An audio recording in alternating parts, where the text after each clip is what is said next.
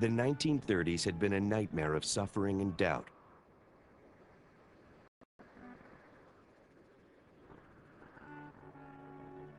But World War II helped bring the nation together. Americans have always had big dreams, and the 1950s would bring prosperity to match them.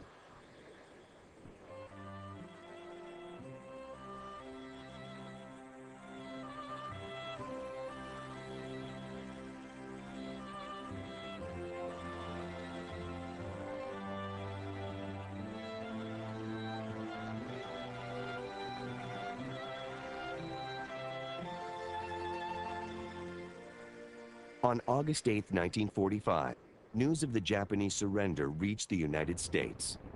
In New York City, as throughout a rejoicing nation and world, vast throngs of grateful, happy people celebrate the end of fighting, the dawn of peace.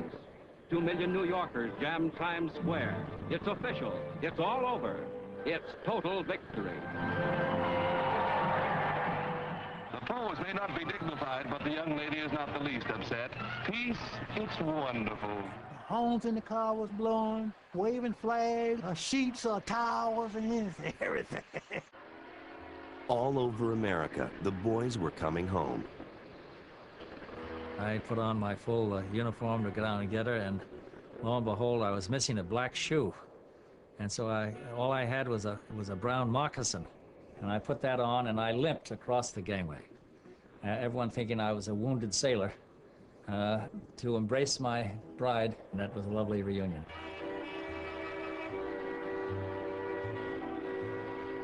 I was 2 years old, and I seen him coming across the fields, and he was doing a little bit of a jig, and he had his Navy uniform on and had his duffel bag. And then all of us was running out, screaming and hollering that Daddy was home. I believe there was a few tears shed, and we were kind of jubilant, if you know what I mean. Everybody was facing the future, not thinking about it, but knowing tomorrow was going to be a better day than the days we had had. First thing I'm going to do after the war is get a vacuum cleaner and a maid to run it. I want a car. I don't care how much it costs. During the war years, most people had put their dreams on hold. They'd saved because there was little to spend their money on. Now industry switched to the consumer items of peacetime. It was an economic joyride that would last for 30 years. Yes, cars, radios, vacuum cleaners, nylons, juicy steaks. It sounds almost like a dream.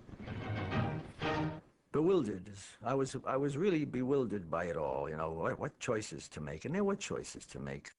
Dick Manoff had risen quickly in the wartime civil service.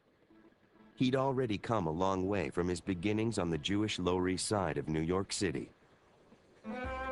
Before the war, we didn't talk about careers. We talked about jobs. Anything to earn a living. Suddenly, after the war, there were so many other opportunities. It was surprising how well things were. There was such a hungry country. The advertising industry on Madison Avenue had a lot to sell, and Dick Manoff wanted to join them. Advertising was glamorous. There was something in it. There was money to be made in advertising if you were good. And I knew a chap who was head of research at Foote Cone and Belding. And I went to visit him, and I thought I had a talent for advertising. And he shut his door very diplomatically and said, "I want to tell you something." He said, "You know, we don't have too many Jews in the business. As a matter of fact, I could probably name them on one hand." And so I gave up any hope of it ever happening. But America was changing.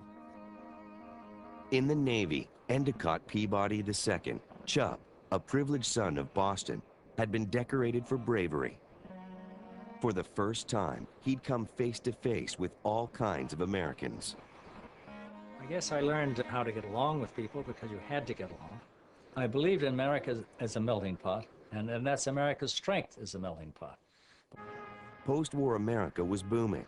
The GI Bill was helping millions of soldiers attend college. The assembly lines were rolling, and the models kept on changing.